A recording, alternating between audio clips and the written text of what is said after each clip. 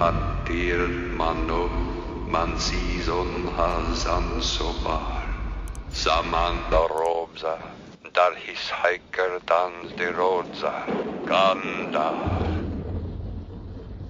Shut it off. Ganda.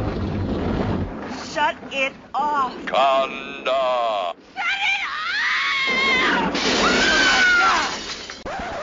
The Plotaholics podcast is not meant to make light of those with an actual serious addiction. If you have an actual serious addiction, the Plotaholics podcast should not be used as a replacement for treatment. If you are not in a treatment program for substance abuse, and you are somehow still offended, then fuck you too. Sincerely, your hosts. Take a trip with us to Nilbog. Just promise not to drink the goo. Oh my God. If you get sucked into the Matrix,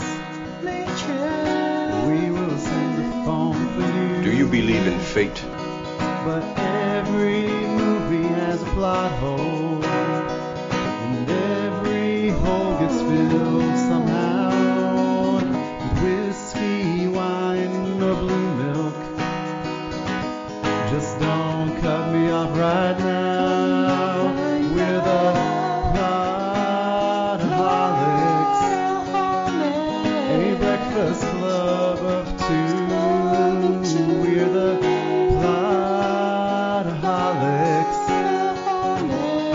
ripping plots apart for you. Yeah, well, that's just like your opinion, man.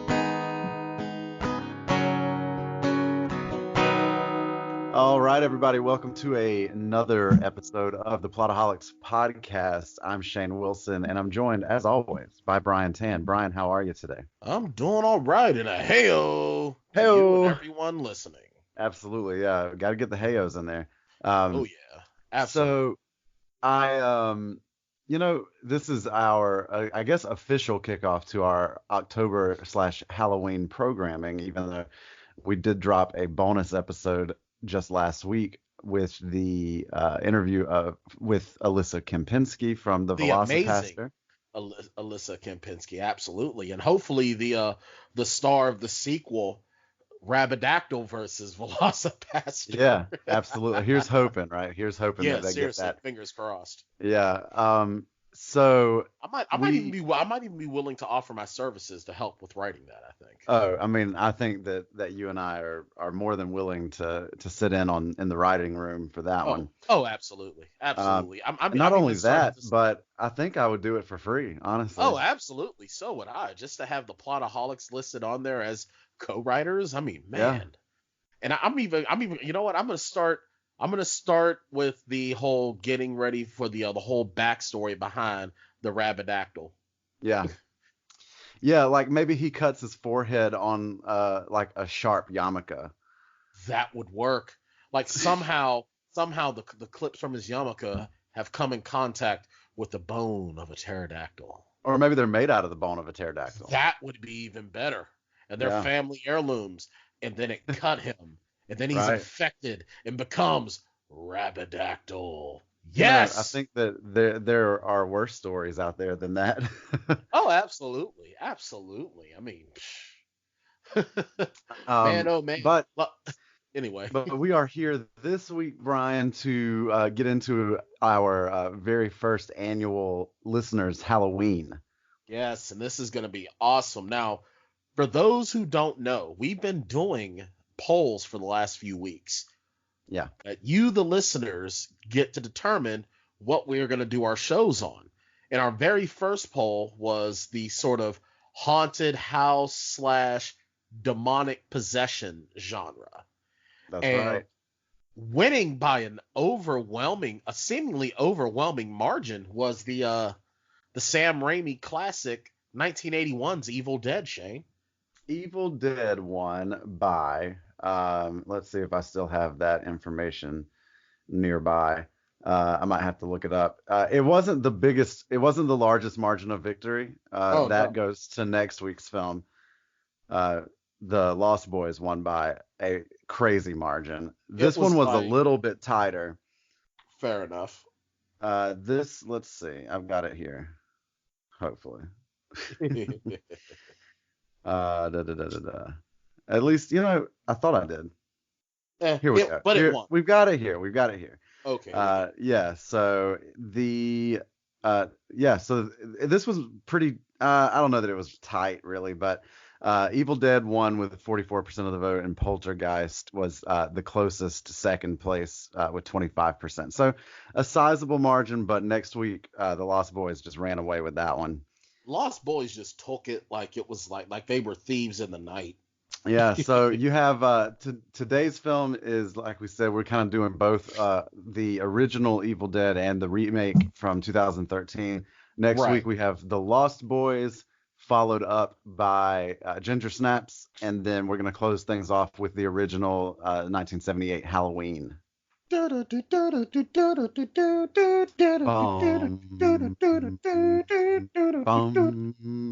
right, we were on point with that. All right, that was nice, right? That was awesome. I'm digging it. Well, you know what's funny is that I actually started watching the 2007 Rob Zombie remake. Yeah. About a week and a half ago, and I'll tell you something right now. I'm not trying to cross genre at all, but that movie should not have been slacked on. That's a pretty good flick. I like that whole bad. I think from and this is something I'm sure we'll talk about once we get there. And it's actually I think something that we'll talk more about as we get through the Evil Dead stuff too. Our media, our pop culture has become fascinated with origin stories. Yes. Everybody wants to know the why and the how. I don't even think that we want to know as much as directors in Hollywood wants to tell us. Because I think a lot of the reason why they want to tell us is because so many of them are kind of out of ideas. Yeah, I think so, and they just think that, okay, so Michael Myers has made a bunch of money over the years, so why not just, give him a different take on the same old character, right? Right. But yeah, but I have some real issue with that. And we talked about this. We talk about it all the time when we cover reboots and remakes and stuff. Because a lot of what happens in a remake is that they decide to go into backstory a little bit more. Right. Because that's kind of in vogue right now. And we talked about it with Solo, how nobody needed to know where Han Solo came from. He's kind of a more interesting character when you don't know. Exactly. Having that mystique. The mystery of cinema it's almost like the mystery is dead. The mystery of storytelling is dead now. Everyone wants a reason. Right. And then when they get that reason, they're not happy with it. Right. Well, and this is I think particularly relevant because and this is just going to be a little tangent, but I think that it's something that you'll indulge in because the big story of the weekend is the release of Joker, which serves as an origin film as well of sorts. Now, I loved the movie. I want to preface it with that. As did I. I love Joker. But I wonder why it had to be Joker. Like, if you're going to tell this story and it's going to be a standalone film and you're not trying to build a universe, and I know that the Waynes are sort of involved peripherally in the story, the way that it's written. But if you're really trying to tell a standalone story, like, a la Taxi Driver or something like that, then why does it even have to be Joker? Like, why can't it just be a man's descent into madness? I mean, he can still become a clown, but I think that what happens is, and I guess here's a mild spoiler warning. What happens is, because he's Joker and because he comes with the baggage of Batman, like a lot of the stuff of the movie kind of gets lost in the fact that we're all kind of looking for clues for the stuff that we know happens, right? Like, we're looking for Batman and we're looking for Gotham City. Why not just lean into this and make this New York and come up with a new character? I don't know why it has to be Joker other than it sells more seats. Well, I think that's part of what it was. Plus, if it wasn't Joker, then people would have been like, oh, that was practically a Joker origin story. You know what I mean? I think that, honestly, plus it's DC and Warner Brothers, they can't help themselves. And I mean, honestly, I think they needed a win. They really needed a win. I mean, you figure Suicide Squad did horrible. Yeah. Well, No I one really liked it. like. I Um, guess my well, I real didn't point. dislike it, but Yeah, I guess my real point there is, I think that Joker as a character is aided by a lack of backstory. Now yeah. that doesn't Well, mean that Joker the film is a bad movie. I think it's a masterpiece, but I think that we don't need to know where he comes from in order for him to be a more powerful character. that's part of the mystique of Joker is that we Yeah, don't know. right. That's part of the mystique. So, I mean, I think that you tread dangerous waters where with a character like Joker, because you saw what they did with Han Solo. Yeah. Characters that are far more interesting, as we already said, where we're not knowing the past. But I think for a lot of people, they want to know, okay, how did he get to this point? Like, and I think that I believe it was Heath Ledger's Joker, or even still with the it wasn't the Killing Joke. It was the one where Batgirl is crippled by Joker and becomes Oracle. Hmm. And it was in that same series as when Jason Todd is killed. Right. Joker says, what makes people like you become people like me? One bad day. Yeah. So I think that in a lot of ways, we're wanting to see, well, what happened to him that was so bad. And, in the Killing Joke, we saw that, with him. And once again, and I think that the comic medium does a much better job with stories like this, obviously. Yeah. Well, and Because they're they given can the do more. opportunity to explore all And there's more, kinds of origin stories too. well, there's also more creative freedom in Yeah. the comic book genre than there is in the film genre because, let's be honest, it takes more money to make a film than it does to make a comic book. Right. So obviously you're going to give the creators and everyone a lot more freedom. However, I think with this Joker film, and I even said this in my review that's up on Plotaholics.com right now. We know what's going to happen. Yeah. We know what the end is going to be. The fun is getting there. I think that it just can never really be a standalone film, even if they never make another one, because there's so many nods to the bigger universe in that Right. movie. In And I think in its own way, but those nods, like the only real nod is the Bruce Wayne Joker stuff. Other than that, I mean, there's no other right. No, criminals. you're right. There's no, Well, and and then there's like Arkham State Hospital, and I mean like Yeah. little things like that if you're like Yeah, really there's into the the fandom, little. then. But Yeah. I think much will be made, and I'll probably write my own thing about Joker as well before this whole thing's over with. But because how can you not want to talk about it? It's Absolutely. it's really great.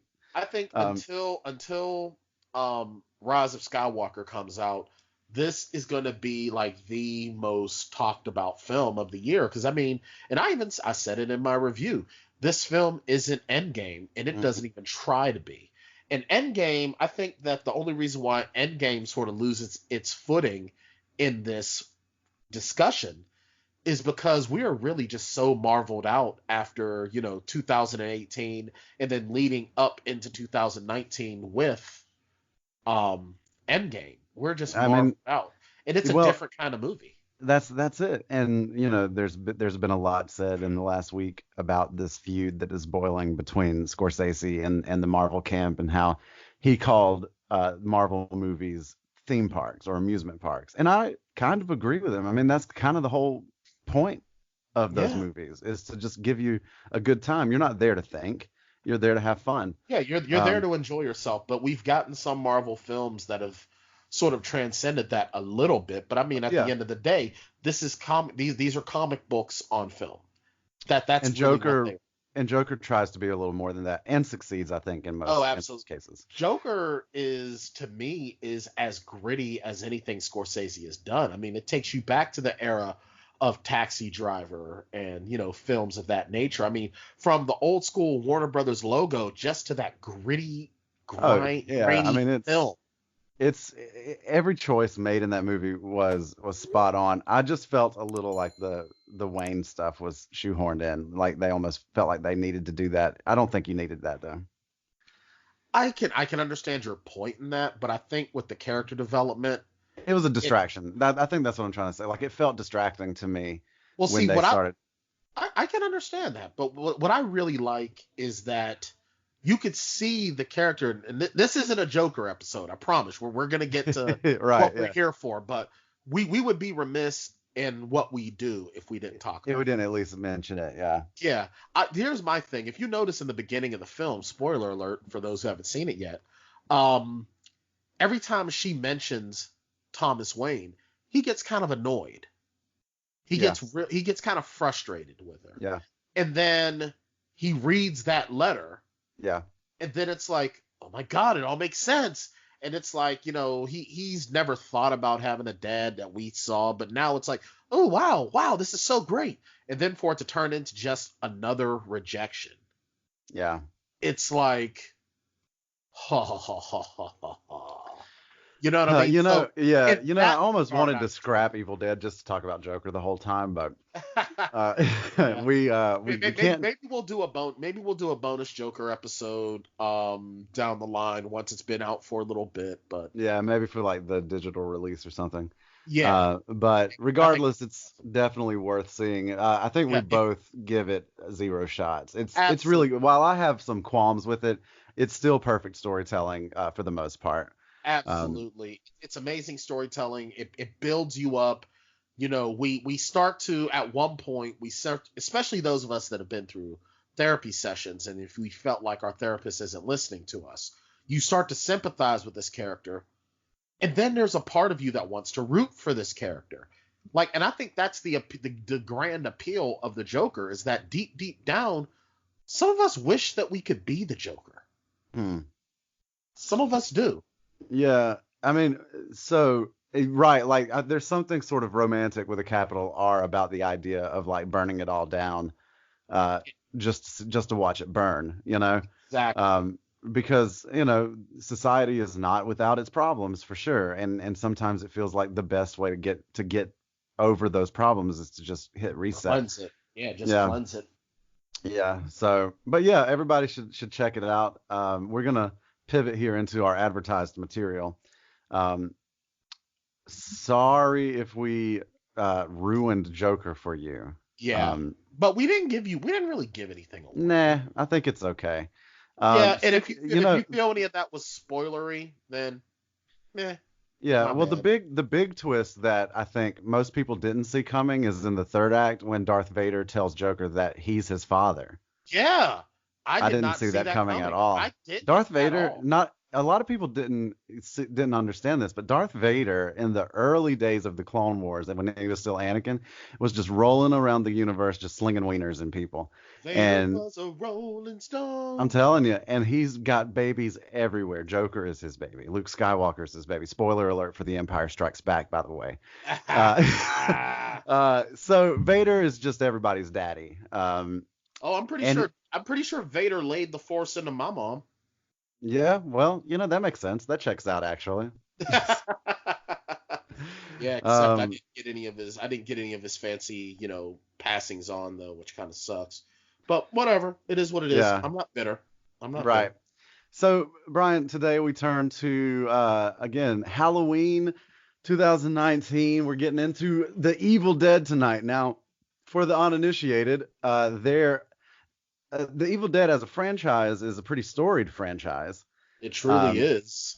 The original franchise is a trilogy of films written, directed, and produced in part by Sam Raimi, and starring Bruce Campbell, who's also has his hand in the production as well.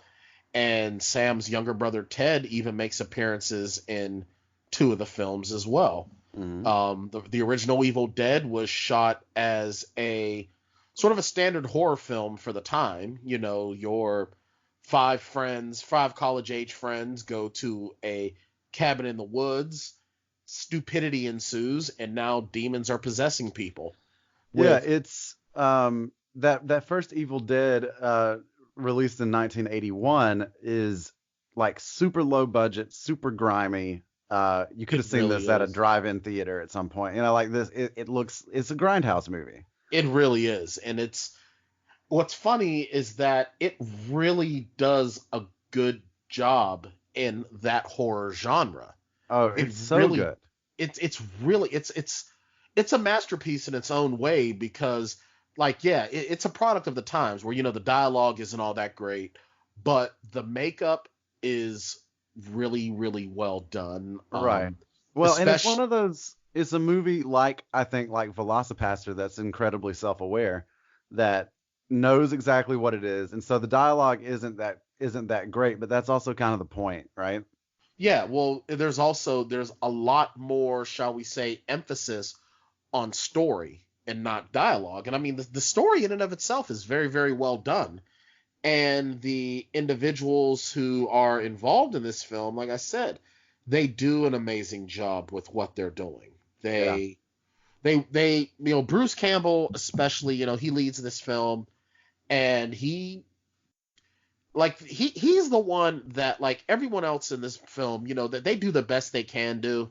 The character Scotty, played by he's credited as Hal Delrich, but Richard DeManicore, is kind of an annoying character. He plays that annoying best friend to, like, the leading man, and Bruce Campbell does an amazing job playing the sort of nice guy leading man.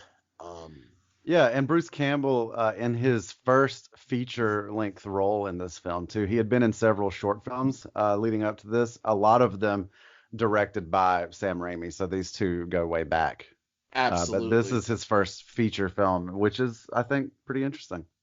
Yeah, it really is, and it's very well done, even to this day, where we're kind of spoiled with special effects and everything. Yeah. This is still a film that you can just appreciate if you're a You know film what fan. it is? The movie, I think that Raimi and company kind of had a very clear idea about what their limitations were going to be, and they played to their strengths. Instead of trying to like bat out of their league here, like they do exactly what they are capable of doing, and they do it really well. Yeah, absolutely. And I'll tell you the truth. This film it feels nerve-wracking. And Yeah. there's such a great foreboding in the film Yeah. at the very beginning. You know what I mean? Like, you just know that this trip is not going to go well.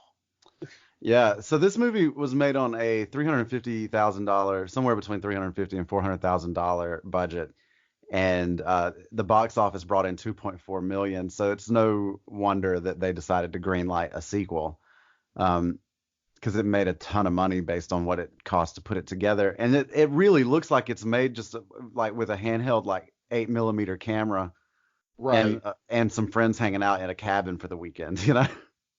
Exactly. But I'll tell you the truth. The first time, now this wasn't my first Evil Dead film that I watched. Obviously, this came Okay. out when I was 2 years old. The first film of this that I saw was the second film. Okay. So going back to see this film, it was, I don't even want to say that it was disappointing, but it's so different. Yeah. And it took a little while for me to accept these differences as the gems that they are. Right. Because you figure the other two films in the original trilogy, Evil Dead 2, Dead by Dawn, and Ash versus the Evil Dead, which is more, well, Evil Dead 2 is more of a black comedy horror. Uh-huh. And Army of Darkness, Ash versus the Army of Darkness, is, what did I say before? Ash versus Evil Dead. That's the TV series that's that the TV show. accompanies. But Army of Darkness is almost a straight comedy. There is no horror. Yeah. So this being an actual real horror film, and then the remake where they really go back to that straight up horror, Mhm. it's definitely a kudos in my opinion. It's definitely a major league win in my opinion.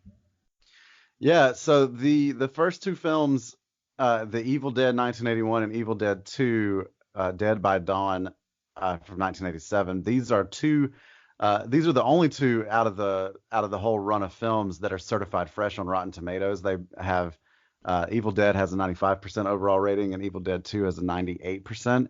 Wow. Army of Darkness takes a bit of a dip to 73%, and Evil Dead the remake, which we're also talking about here in a little bit, is at 62%. And I don't understand that. I mean, I don't understand the hate for the Evil Dead remake. There are things that I hate because now keep in mind as we talk about this, I'm assuming Shane, we're going to sort of compare and contrast Right. the two of them. Both of them, the things that annoyed me the most about both films, it's a trope of a character. You know what I mean? Like, the whole number one, why would you pick up a book that looks like that? Okay. So let's talk Number about one. that. So here's the thing. Okay. Well, wait. Do you want to do our ratings first, or do you want to do our ratings? Oh, let's save them. All right, cool. I think. All right. So I think I want to save them. How do you feel? I'm good with saving them. You know what? You're coming right. I set you up for a spike. You're ready to spike it. So I say go to. So you're talking about tropes, and I think that we have to be careful with trope talk, because in 1981 tropes are being established, and by 2013 they're cliche. So you know what I mean? A lot of stuff that we know about like slasher films and gory horror and things like that are now cliche, but they were just getting their footing in the 70s and 80s. Your thoughts? Okay. Yeah, that makes sense. So I think that I guess we don't have, for the first film, we don't really have tropes per se. I mean, I think we do, but I think that we judge them less harshly because of where it is in cinematic history, if that makes sense. Also, I think we have to judge them less harshly because of the kind of movie the original Evil Dead is. I think that, like we said, the original Evil Dead knows exactly what it is. It doesn't take itself too seriously. It's dark and it's gory and it's scary, but it's also pretty funny. It knows what it's trying to do, whereas the second Evil Dead, I think the tropes are a little bit more of a glaring issue. Are we when you say sorry, Evil Dead 2013, I should say. Evil Dead 2013, I think those tropey type things are more glaring issue because in Evil Dead 2013 they are trying to make a serious horror film with very little comedy. So it's less self-aware. It's trying to be more serious and heavy-handed. And because of that, I think the tropes are more of a weakness in that film than in the 1981 version. Yeah, I can go with that. And, like I said, in the original, there weren't really a lot of tropes. I mean, we didn't get what was it, the way they referred to it as the final female trope or whatever. Once again, tropes. I don't even think we got to the point of tropes until 81, 82, 83. Yeah. And that came with the whole, actually, you could even make the argument for 84 with Nightmare on Elm Street. That's when we started seeing these patterns. Well, when we started noticing them, a lot of those things you can trace to 78 with the original Halloween. Yes, and absolutely. Jamie Lee Curtis being the final female, and the girl who or anybody who has sex is the first to go, and that sort of stuff. Right. Yeah. So here's the Evil Dead, the original Evil Dead in 1981. These kids go to this cabin, and I think another thing that makes 1981 work for me more than 2013 is that the cabin, I think you can believe that this is a cabin where you would go if you were in college and you got a good deal on it, because you can just go get lit all weekend and whatever, right? Like a college kid is not going to be very discerning. The fact that the second, that 2013's Evil Dead takes place in a cabin that's like a family getaway, but it's like maybe even more decrepit than the first one. No one had been there in a while. The brother David was kind of estranged from the family, and it was supposed to have been like a family getaway, but they were supposed to be doing like a detox thing, like a cold turkey detox, for the lead character, for the lead female. Yeah, like this. I don't know, like that storyline. Well, people do. I mean, some people do things like that. I get it. I totally understand it. I just this goes back to like our whole origin story thing. Right. I don't need it to be that big of a deal. So the reason that it works for me kind of in 2013 is that it gives these characters a reason to be there. So that's good. And it also gives those characters a reason to not believe the one girl who's going through detox. Right. Um, Mia. Mia, yeah. So as Mia's detoxing, she's the one that sort of encounters a lot of the demonic stuff early on. Well, she And when smells. She even picks up the scent of everything. The smells going on in the basement, which is I thought was really really cool. They took a lot of the original, like some things that people go through dealing with rehab and Right. and quitting cold turkey, and really attributed it to this film. And I thought that was very very well done. I thought it was Yeah, very well done. I think that my problem with 2000, and if you can't tell, Evil Dead 2013 way Not lower on the list for me Not than not the Shane's original. favorite. Not Not Shane's Shane's favorite. favorite, no. And I think it always goes back to the Deep Blue Sea threshold for me. Evil Dead 2013 takes itself too seriously. I don't need that backstory. Now, if you want to make another movie, and this it always goes back to remakes and reboots too. Like they're trying to make another movie. They're just trying to call it something that people recognize. Like this doesn't have to be an Evil Dead movie. If it's not, it probably is better for having missed the opportunity to compare it to something else. Well, then my question is this: then what would it? I mean, if you're going out, and it's sort of the same thing where I sort of defended the Joker. Yeah. That so then you're gonna start getting those comparisons anyway, even if it's I mean, we do that all the time with anything, right? I mean, right. I mean, because let's be real, there are no original ideas anymore. It's just you putting your own spin on Right. something that's already been done. yeah. So, all right, so then I can kind of go with that, but I like how in the 2013 version they tried to do it they started to do it their own way, and they really punched us in the stomach early in those opening scenes with the girl walking alone like she's trying to escape, and it's almost like a redneck in the middle of nowhere horror film until they take her into this basement, and the father's there, and she's like, "Daddy, please, daddy, I'm gonna rip out your soul, daddy." And it was like, wow, I Yeah. thought that was cool. Yeah, it was fine. Yeah, The wow. uh, Dismissive.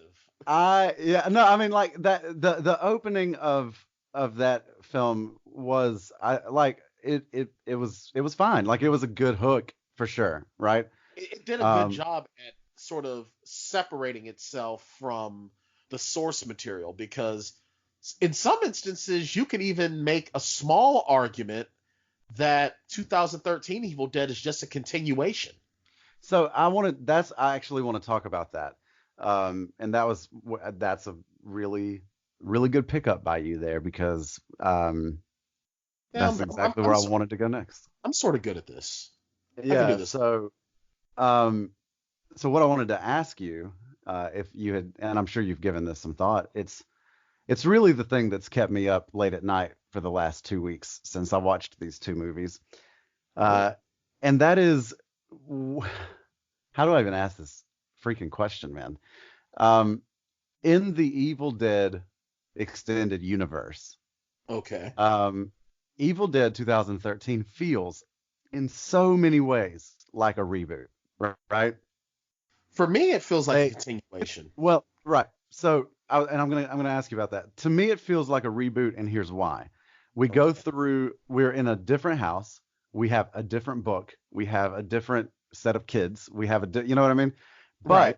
the fact that your boy Bruce Campbell appears in a post-credit scene, it does, I think, explicitly connect it to the other existing movies, right? A little So, bit, yeah. With that in mind, what are we to make of that? So, Evil Dead 2013, in a lot of ways, is a remake of the original. There are a lot of similar scenes. A chick gets raped by trees. A chick gets locked in the cellar.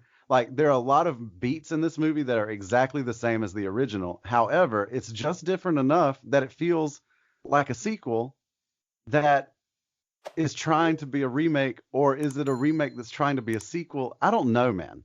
I think it's a I have remake. problems. I think it's a remake that wants to be a sequel. I think that's sort of because you're right. There's so many similarities that are sort of thrown in there. You know what I Right. And mean? so I think that you can't write those things off and say, well, this is just a sequel, because if that's the case, then the demons are just like kind of not creative because they just do the same shit every time. Well, well, you figure that they're stuck out there in the middle of nowhere, forced to lie dormant until some idiot reads from a book that you're not supposed to be reading from. You know what I mean? So I really think that what are they gonna do? They have nothing else better to do, so they just figure we'll just keep doing what's tried and true. You know, they Yeah. don't Now have anything else better to do.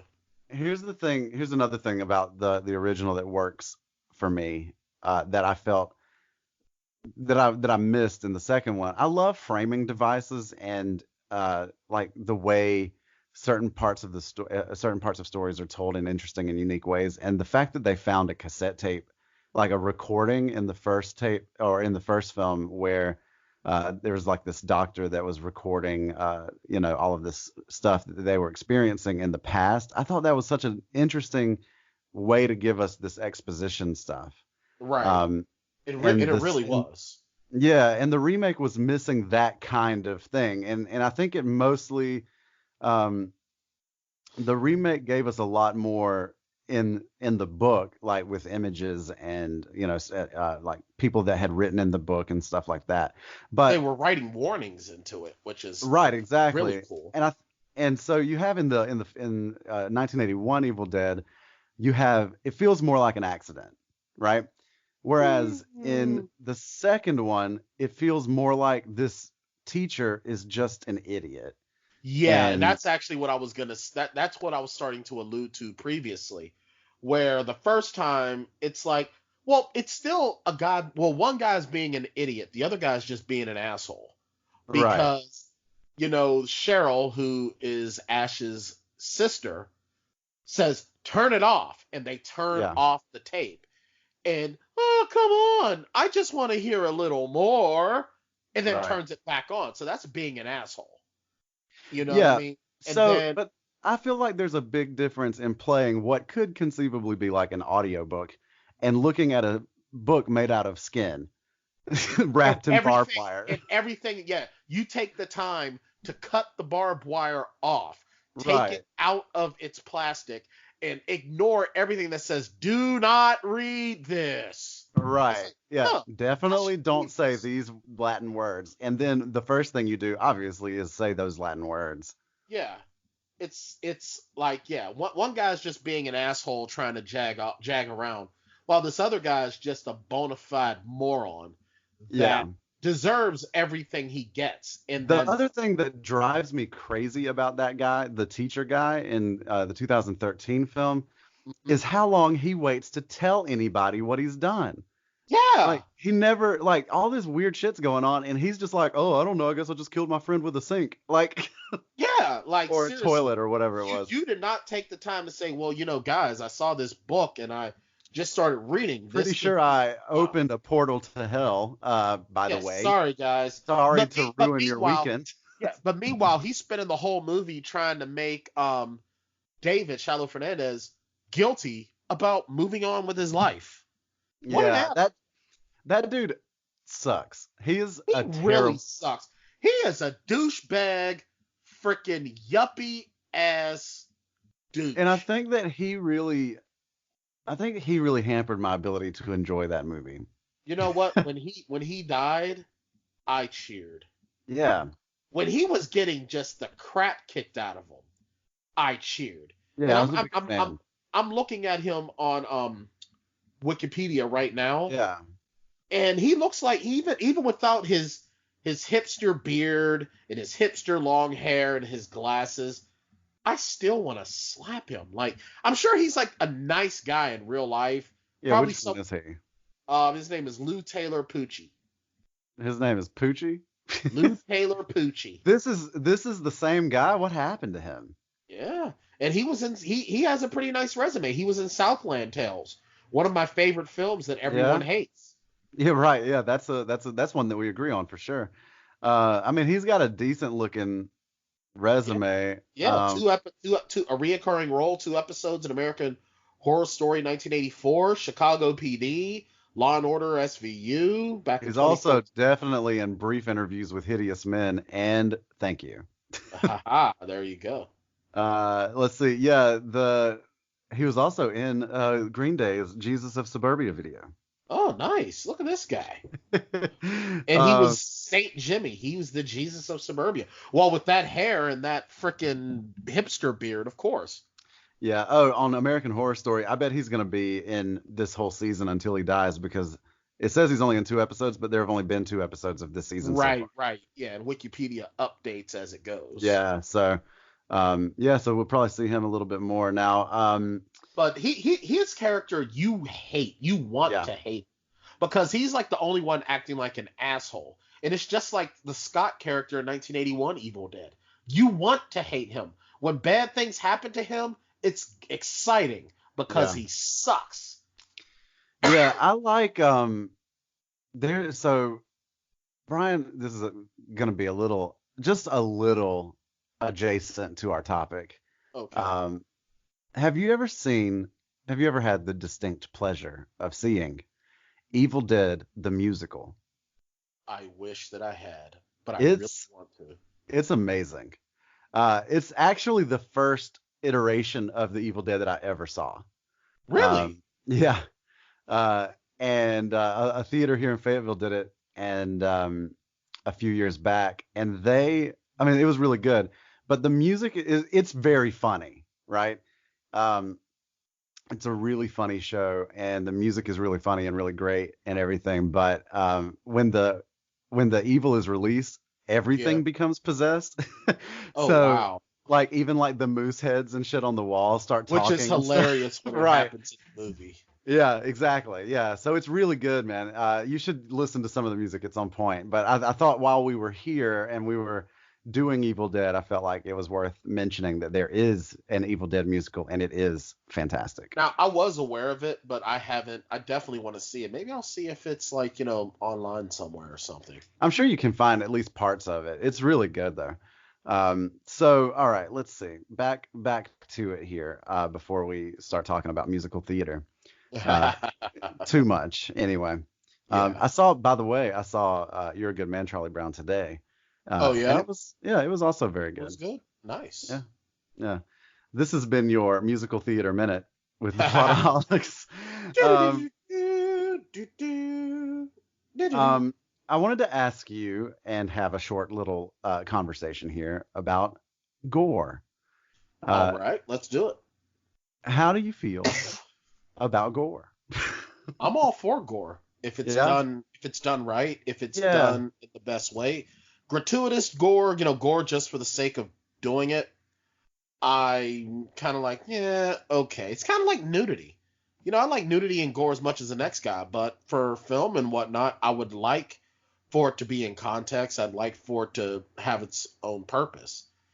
Gore just for the sake of gore is just like a form of torture porn. Yeah, I felt like there were moments of the 2013 Evil Dead that bordered on that got kind of close to that level to the torture porn level. Yeah, got close. I don't think that it ever crossed over. It wasn't an Eli Roth film, but it started to creep in that direction. There were certain spots where I was kind of like, ugh, is that even necessary? Yeah, and I don't think it is, man. Like, because so either you are making a movie, and I think it all has to do with the aims of the director, right? Are you trying to make a movie that scares me in my brain, or are you trying to make a movie that scares me in my eyes? Right, and I think that that's one of the big differences in the styles, because even in Evil Dead 2, Dead by Dawn, we don't watch Ash cut off his hand. Right.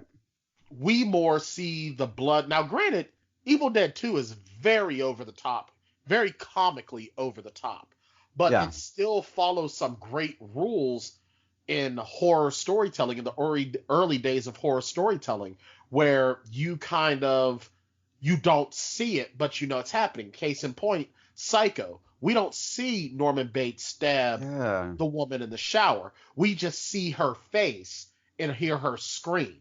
Or Right. in in the original Night of the Living Dead, we don't so much see Karen Cooper stab her mother. We hear her screams. Yeah. And we see her hand moving in the trowel. We hear the sound and we see the movements. We don't see that trowel stab into her until it's over, but by then we're already disturbed. Yeah, you see, I'm much more on the side of like the psychological horror and the slow build and that sort of, the Hitchcockian sort of experience. Absolutely. I Over prefer that as well. Yeah, over gore type stuff. Now, I think that gore can be used to great effect in certain situations, especially in horror comedies. I think that in horror comedies, when you have like just absurd methods of killing people, I think it's really fun. There's this movie on Netflix that called Stitches. Have you ever seen that? I haven't yet, but I will put it on my list now. You should watch it tonight. So it's about this clown, like a kid's birthday clown, Okay. who is killed at, this is not a spoiler, this happens in the first 5 minutes, who is killed at a kid's birthday party because the kids are just assholes and they like tie his shoes together and he like trips and falls on his knife or something. Oh, wow. And so he comes back from the dead 20 years later or whatever to kill the kids that killed him. Nice. And the ways that he kills them, like turning them into like balloon animals and shit like that, it's just so funny. That is cool. I can't wait to watch this. It's worth it, and it's like real snappy and really well done, but it's a movie that doesn't take itself too seriously. And so the gore, while it is rough sometimes, you can tell like most of this movie's budget went to makeup effects, Right. Just like I would say Evil Dead, the original, you could sort of make that same argument. It's pretty clear that most of their money went to makeup, but yeah, man, it's wild and it's funny. And so like if you can kind of laugh through the gore, it doesn't bother me as much. Right. And a little gore that's quick can be used also pretty effectively. But I think when you have someone that is like, I don't know, for example, if you're having to like watch somebody cut their arm off, and you watch the whole thing. And I'm sorry, an electric knife is not gonna cut through sinew and bone and stuff. Right. Yeah, that was don't the other see thing. that. Yeah. That was the other thing. And I think that I think that the first the original Evil Dead does a nicer job with, like there's a good bit of gore there for when it was made and for the budget that they had. But they did a Right. better job of cutting away, like giving you just enough to be disturbing, but not so much that you wanted to like turn it off. Right, exactly. And I think that there were certain spots in the 2013 Evil Dead, specifically where the character Olivia is like slashing her face I'm like, ugh. Yeah. Or when she's stabbing him with the hypodermic needle and he's pulling the needle out of his eye. I'm like, all right, enough. That and when her hand gets caught onto the car at the end, Yeah, and she's pull her, pulling. yeah. I'm just like, oh, come See, on. this is stuff that like that kind of thing takes me out of the movie a little bit because like I'm fascinated with trying to figure out how they made it look like that, or it doesn't look real enough, and I'm like, that's not right, Or it's just like, oh God. Yeah, like, or it's so why? gross that I'm out of it, right? Like, give me enough to demonstrate the gravity of the situation, but I don't have to watch all of it happen. Right, like with her hand. Like Yeah. when she pulls her hand free. Man, how many times did they go back to that shot of her skin, Oh. like, Tearing. It's like, oh. yeah, Because it's like, ugh. Like, honestly, what they could have done is just like, you can see where it's broken. And then maybe just have a shot of her taking a breath to prepare herself and then pull and scream. Mhm. Then I'm okay with that. And then when they show the blood like protruding out, it's like, all right, enough. This is Yeah. too much. Where in the original, it's not even a little bit. Like, they do everything just enough. You know what I mean? And then there's not even really anything overt, like, except, when Scotty is dismembering Shelly, or when Ash beheads Linda. Mm-hmm. It's not overdone. It's actually very well done. It's the perfect amount of just getting to the line. Right. You're just getting there. The original, when it was released, got an X rating. It doesn't surprise me. Isn't that interesting though? That like, and the new one is vastly more like it's gruesome. it's way more gruesome. If the remake would have come out first, there's no way it gets made. Yeah, well, I think they just didn't have the capability of making it look that real originally, but I also don't think he was interested in that stuff either. I don't know Sam Raimi. We've never hung out. It'd be nice. It would be kind of cool. Guy. Yeah, I think I'm actually really interested in how they marketed the new one, because it just kind of, all of it just blows my mind, because like you said, at times it feels like a sequel, and then at times it doesn't at all. It feels like a shot for shot remake at certain times, and then at other times it just feels, like you said, a continuation. Right. And because so, it really does feel like, because the whole, I mean, it's very, very plausible that, this family bought this cabin all these years, whatever, and blah, blah, blah, and yada, yada, yada. They haven't been out there. These things happen. It's very plausible that it could be a continuation. Or a spinoff, or sort of a spinoff where it doesn't deal with the lead characters, I mean, it's possible. So according to Wikipedia, the fourth installment in the Evil Dead franchise serves as a soft reboot and continuation. Like, it cannot be both things. Why are you saying it's both? It's either one or it's the other. It can only be one or the other. Like, either you want us to pretend that this is the beginning of a new story, or it's a continuation of the old one. It cannot be both things. Right. Now, everything else is saying it's a remake, but then Wikipedia says something else. And I'm going to go to IMDb, because I want to see what IMDb has to say. I think the only way that this works as both a soft reboot and a continuation is if the implication is that these books exist in multiple places, and they've just found a second book, right? Now, if that's the case, then that's an interesting alternative for an extended universe. At the same time, what are the odds that both books are found in old cabins? Right, exactly. And let me see here. It's not really saying if it's all right. The trivia is calling it a remake. The trivia of it is calling it a remake. So I'm going to go with IMDb on this one and just look at it as a straight up remake. I mean, they can call it a remake. I wish that it would have just been able to be a continuation. Yeah. Because I think looking at it as a continuation just makes it feel less like, like you said, two different places, two different books. It doesn't really, it's like, seriously, how does that even happen? Right, yeah. No, I think that for my own mental health, I have to see it as a reboot. Fair enough. Because like the implications of it being a sequel make me crazy. Here's a continuation of one of our conversations from last week. Did you watch the alternate ending of this film? No, I did not. Do you know what happens in the alternate? So the version I watched, because I actually, what it is that I actually, and I'm almost ashamed to say, I pirated this film. Uh-oh. Yeah. 2013? Yep. I have the original. That's fine. So I watched the unedited, I guess, extended cut of the 2013 version. Okay. Rented it. I paid my dues. to the gore fest, and so I got the alternate ending cut into my movie. I didn't realize it was an alternate ending until I started like reading about it.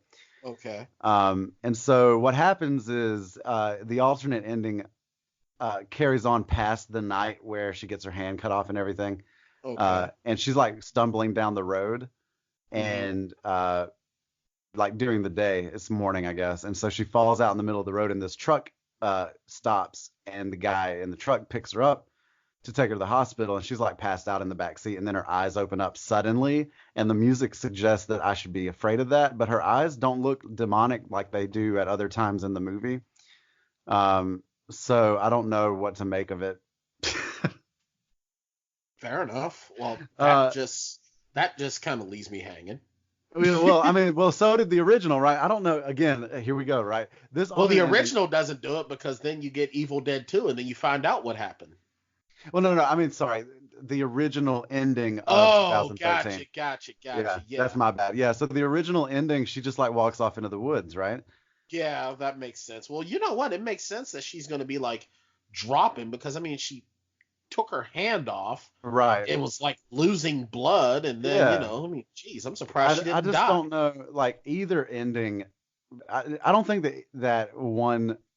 I don't think that the alternate ending drastically changes what happens, really, Well, because here, she's just leaving. well, Like, hold on. I just pulled this up. I just pulled it up. I'm you're gonna watch the end real quick. I'm watching it real quick. Alright. It's supposed to be all quick and blah blah blah. Now, what they're showing of this is when David blows up the cabin, he's watching the the Deadite Eric die. Mm-hmm. And then he's apparently opens his eyes, and I guess he's starting to get possessed. Mm-hmm. So now I'm seeing her walking, and like she should be like dead. For sure. Like there's no way. Like she doesn't even have her hand like. Yeah, she doesn't even need to be evil dead. She just needs to be regular ass dead. Yeah, her freaking stump isn't even like cauterized or anything. She had enough blood that like fire around her. She could have cauterized that stump. I kept saying shit like that. I was like, why are they not cauterizing their wounds? Seriously. So I see her. She's looking up. Are you okay, kiddo? Old guy's asking her if she's okay. She's saying, help me. This is what you saw? Yeah. All right. Don't worry, kid. Take me to the hospital. Older guy's talking to her. Have you patched up in no time? I mean, I don't know that he's seen what he's dealing with there, but that seems unlikely. Yeah. All right, so now it's like focusing on her eyes. What the hell? What was the point of that? Yeah, right. What I mean, was the point? it doesn't add anything to No. any. So now, if she would have opened her eyes, and her eyes would have shown that she was possessed. Like that yellow color, right? Yeah. Or, that would have been one thing. But it's like, there was nothing. It's just regular ass eyes. Yeah, that's not even a good ending. Like, that's not even an alternate ending. That's horrible. That's trash. That's garbage. Yeah, get it out of here. Boo. Boo. Boo. That is the second worst alternate ending that we've watched in a week. You were not for that I Am Legend alternate. Yeah, but it's slightly better than this because at least it does change at least it contributes, you know? Yeah. So, yeah, that's a big boo. That's a big boo. And I'll tell you something right now. That's what I really, really enjoy. And I felt kind of bad with the Evil Dead 2 was like how they sort of retconned the beginning. Mm-hmm. But at the same token, as I'm thinking about it, if we're going from Ash's perspective, as much as, he cared about his, much as he loved his sister or whatever, for him, that whole thing is going to be about him and Linda. Yeah. You know what I mean? That's why Right. there was no Scott, Shelley, and what was this? Cheryl. However, I do like in Ash versus Evil Dead how they sort of went back to that, and they just sort of made everything come together, Right. which was kind of cool. Yeah. But I mean, as far as as we're dissecting this and as we're looking at this, the original is still the standard. It's very. I mean, I want to call it superior, but the only reason why I don't is because I do want to give the remake its due, because the remake isn't bad. I mean, it can be very gratuitous. It can be its gore factor and its shock factor is a little bit gratuitous. I think so much of it has to do with I don't know, man. I felt like the first one, the original had so much more character. Well, it has more character and it's original. Yeah. Where this new one is trying so hard to still, it's almost like the remake of the Dawn of the Dead remake in 2004. Yeah. It wants to be in the same setting, but it wants to do things on its own. And not a lot of films are able to do that. Yeah, and it feels just like, and this is the last thing I want to ask you before we get to our ratings. The Bruce Campbell thing in the post-credit scene where he really just looks at the camera and says groovy. Yeah. Like 10 seconds, right? That was unnecessary. It was. So much of this movie felt like it was just trying to like please the fans, like fan service. Yeah, that's all the film was. It was just it was an hour and a half of fan service. Yeah, and so that's what I mean when I say that it feels unnecessary. And you argue that most reboots are unnecessary, and I agree with you. But so like if you want to make a movie in the Evil Dead universe, right? Yes. That's a universe that has been established through 3 films at this point. 3 films and a series. Right. And so you get a green light as a director and writing team. You get a green light from Sam Raimi to proceed with a new film. Like, why don't you just try to tell a unique and new story in that universe? Right. Like, honestly, like if Sam Raimi calls me up tomorrow and says, Bryan Tan, I want you to write a continuation of Evil Dead, but I want you to do so. You have no Ash. Ash is not available to you. But I want you to do this. This is what I do as Bryan Tan, the writer. Yes. I watch all 3 movies. I watch all 3 seasons of Ash versus Evil Dead. And sadly enough, I did miss season 3. I'm actually going to go and start rewatching it again. And then I want to see, all right, so where is the Necronomicon now? Yeah. And then I find a way to have it someplace completely different, not even in Michigan, nowhere near Michigan. You know what I mean? Or do something to make it different.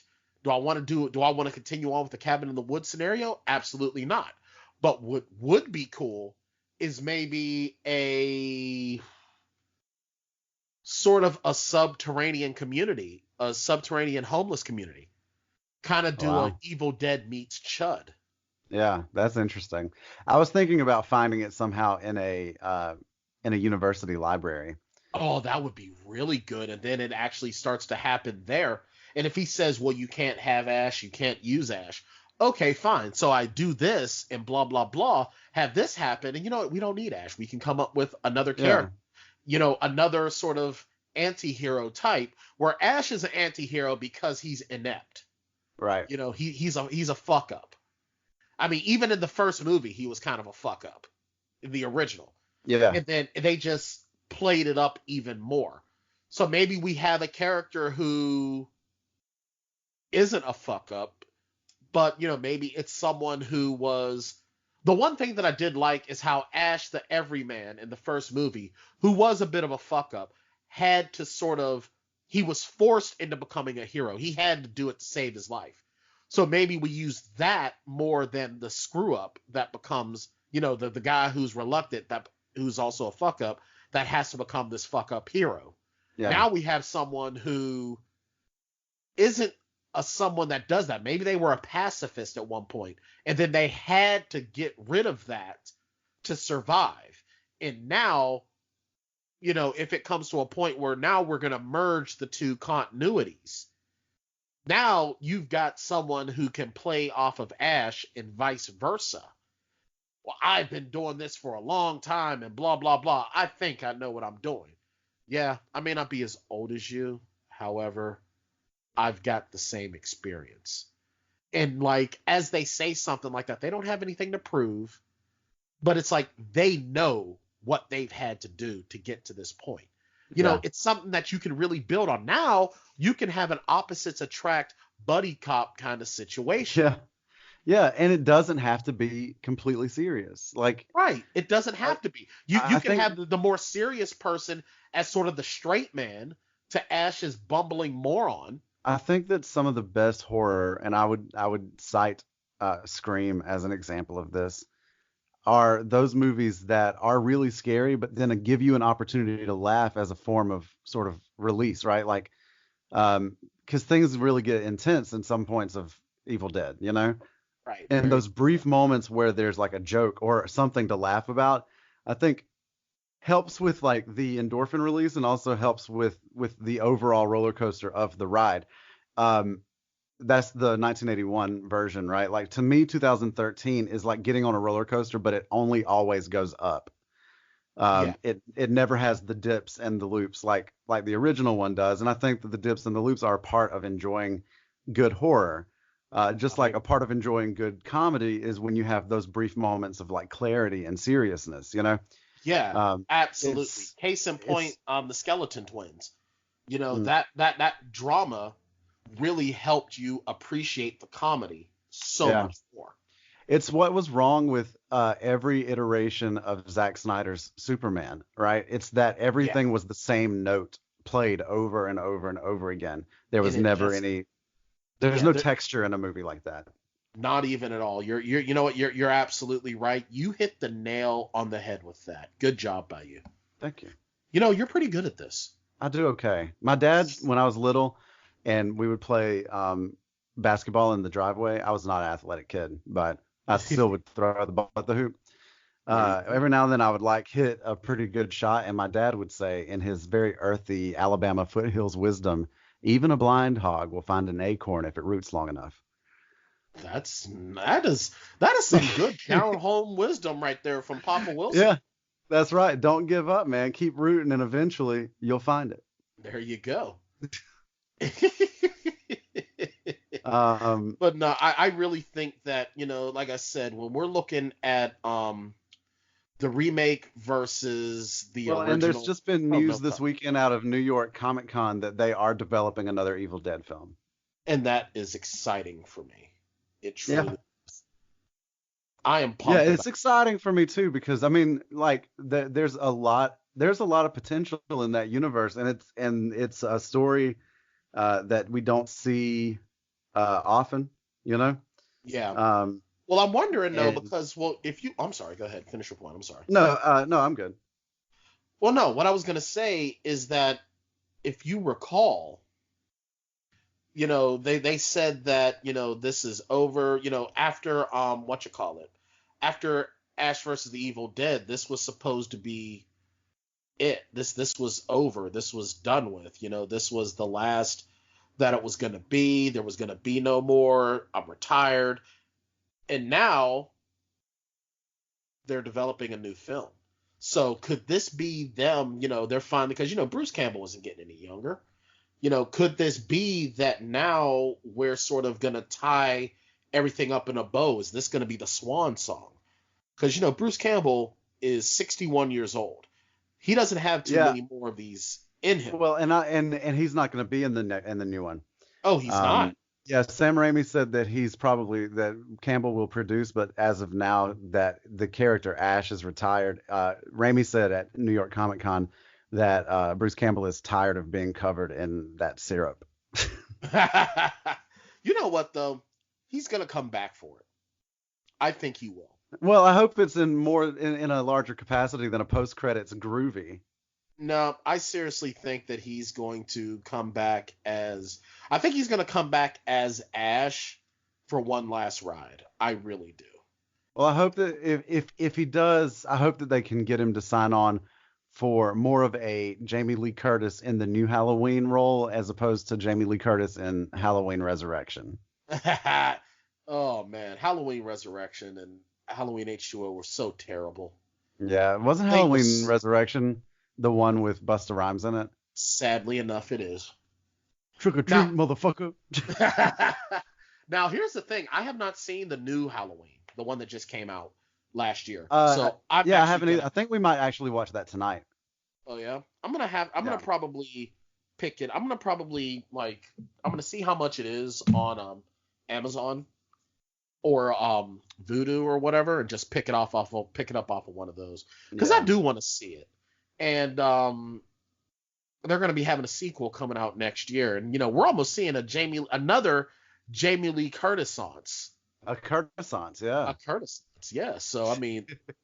But anyway, I digress. I think that is exciting news because and let's hit the button on this rating system and start let's wrap up. Let's see what Smiley. If you don't know by now how we do this, Smiley is going to explain it to you, and then he's going to kick you in the mouth. The Plotaholics rating system for the movies is a pretty simple system. Basically, they rate movies based on how many shots it takes to get through them. So if you got a good movie and you get through it all the way sober, then it takes 0 shots to get through the movie. And then if you got a really bad movie, then it could take up to 5 shots to get through the whole thing. I think you can try to figure out the middle part yourself. So what can I get you? All right. Well, yeah. So there's bartender Smiley. He will be around to personally kick everyone in the teeth. Absolutely. That doesn't know how we do this yet. There will be a quiz. Absolutely. So let's start with 1981's The Evil Dead. Bryan, what do you rate this film? The Evil Dead of 1981 is horror royalty. It doesn't get enough credit, in my opinion. For my horror Mount Rushmore, it's going to go. Now, Mount Rushmore, you only get 4 slots. So I'm actually going to go Nightmare on Elm Street, The Evil Dead, the original Halloween, and the original Friday the 13th. That's my horror royalty, Mount Rushmore, right there. Those 4 films started it all. Now, I've never been that big of a fan of Texas Chainsaw Massacre, so I'm not forgetting about Texas Chainsaw Massacre. I am purposefully omitting it. Yeah. As always, though, you can pick up your Texas Chainsaw Massacre postcard in the Mount Rushmore of Horror gift shop. Absolutely. The Mount Rush Horror. Mount Rush Horror. Now, here's the thing. Now, a lot of people might say, well, Bryan, what about Night of the Living Dead? That's different, in my opinion. That's sort of a different. It's a different genre. The thing about these movies is that they're all very similar in genres. Yeah. And, we got these particular tropes. Night of the Living Dead sort of changed things. Night of the Living Dead is a different animal. Yeah. So, with that being said, this is a film that does not get the respect it doesn't get enough respect. So, I'm actually going to give it. I get no respect. I can't get no respect at all. It's the Rodney Dangerfield. Yeah. So, with that being said, I'm actually going to give it a solid 1 shot. Mm-hmm. Because you got to get through some of that dialogue. Yeah. But it's a sign of those times. Dialogue back then, if you watch any of those films in that time, the dialogue wasn't the strong suit. It was the story. Yeah. So I give it a strong 1 shot rating. I completely agree. 1 shot for me too. And you said it really well. So nothing really to add there. Now where our 2 roads diverge, Bryan, is when we go to Evil Dead. Evil Dead 2013. Yeah. So, with that being said, I enjoy the dialogue of this film. I do. It feels very, very realistic in its own way, minus our hipster friend. But there are a lot of problems that I have with it. The torture porn aspect. Some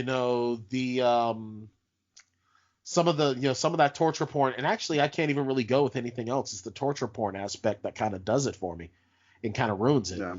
So with that being said, though, I'm gonna kind of go middle of the road with this because the torture porn is just it's way too much. So I'm actually gonna give it about a three shot rating to sort of desensitize yourself. You know what I mean? Yeah. Because even me, I pride myself on, there's certain films that I'll watch and some really messed up stuff happens and I laugh. But I'm like, ugh, God, is that even necessary? I enjoy the film. I enjoy it.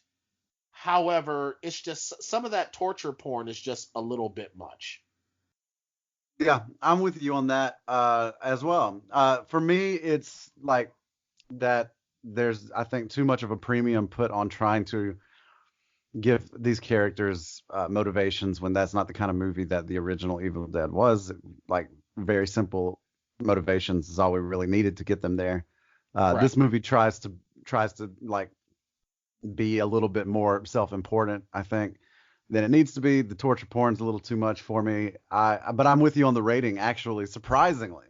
Yeah. I give it a 3, and the only reason I give it a 3 and not a 4 is because I gave Masters of the Universe a 4, and that is clearly a worse movie. Yeah, it really is. Like I said, if Evil Dead 2013 doesn't have so much of that torture porn aspect, it's a 2-shot. It's a 1 to 2 shotter. Sometimes you don't have to show me these things. You can allude to them.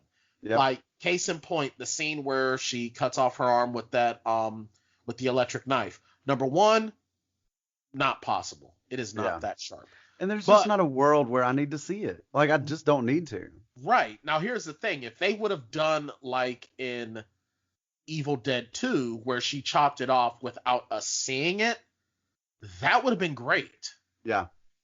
I mean, right. Like, because what we said earlier is that the stakes can be clearly articulated and demonstrated without having to show us every piece of bone being scraped or every drop of blood being, leaded, or like, exactly.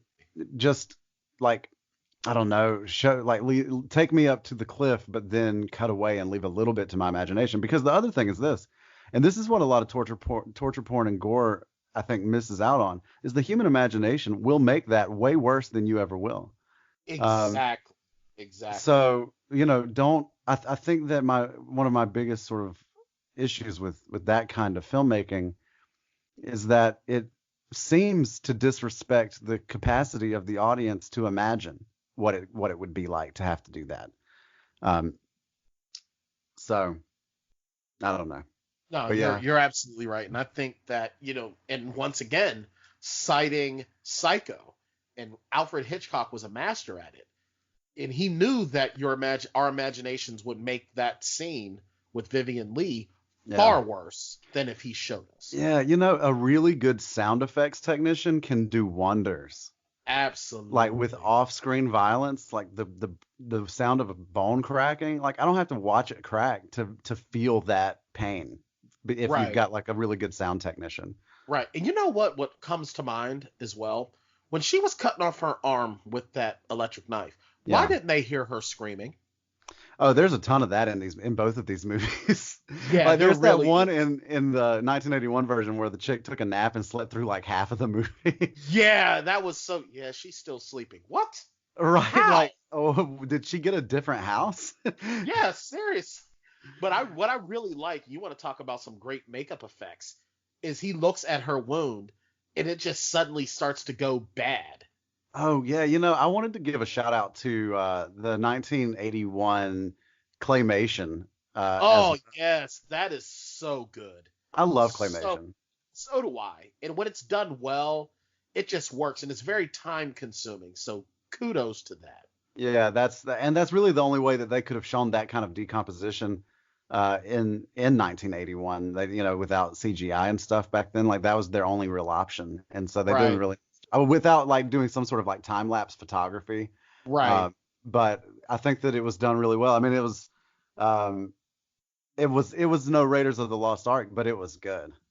I agree. Well, they didn't have anywhere near that budget. So Absolutely. you're So absolutely considering what they did a great job. I mean, and yeah, I'm glad that we came back to that because I wanted to talk about that claymation. It was pretty wild. and you want to talk about continuity.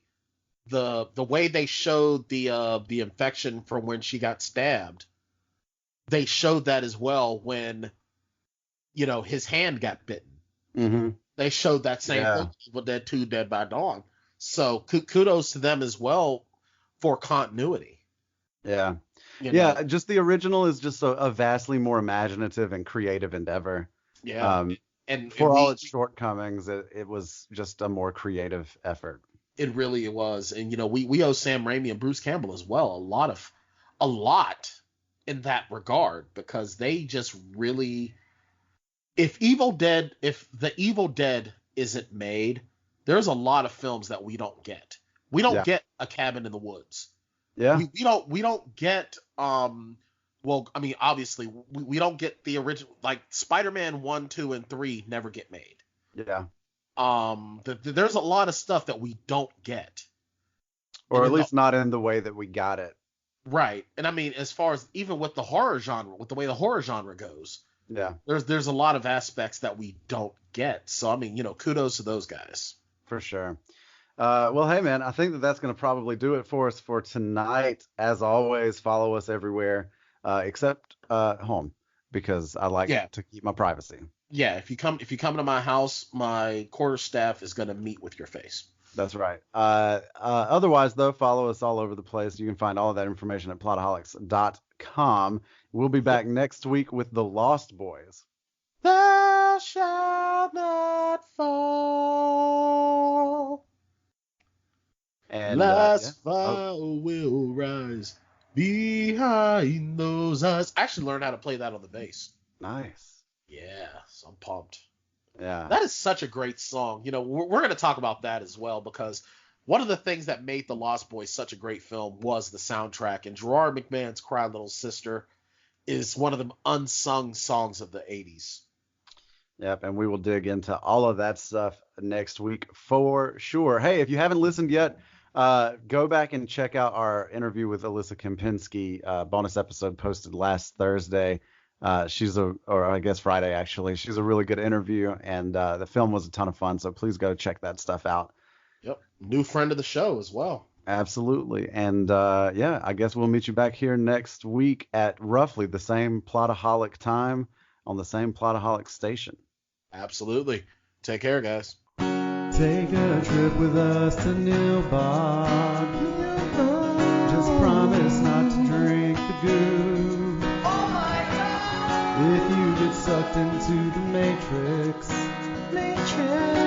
we will send the phone for you. Do you believe in fate? Sometimes the end game is the perfect place to start. We're in the end game now. And other times you want to pretend the prequels were never a real thing. Let's just pod race to the end. It's working!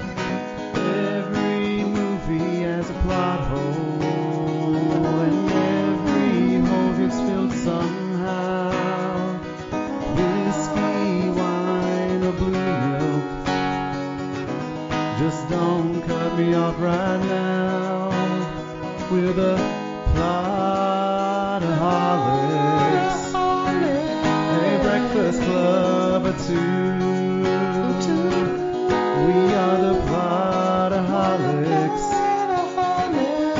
ripping plots apart for you.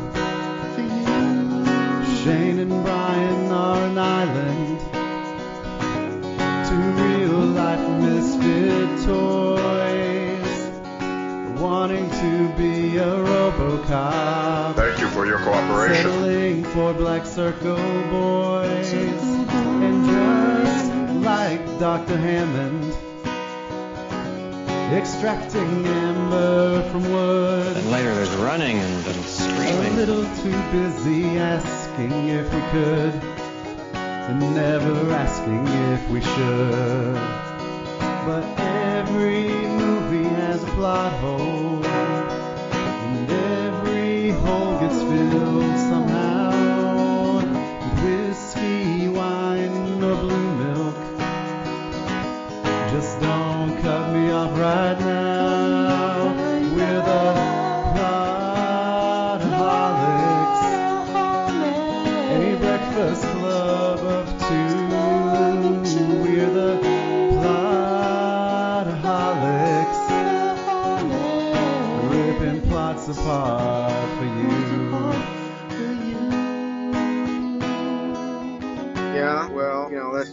like your opinion, man.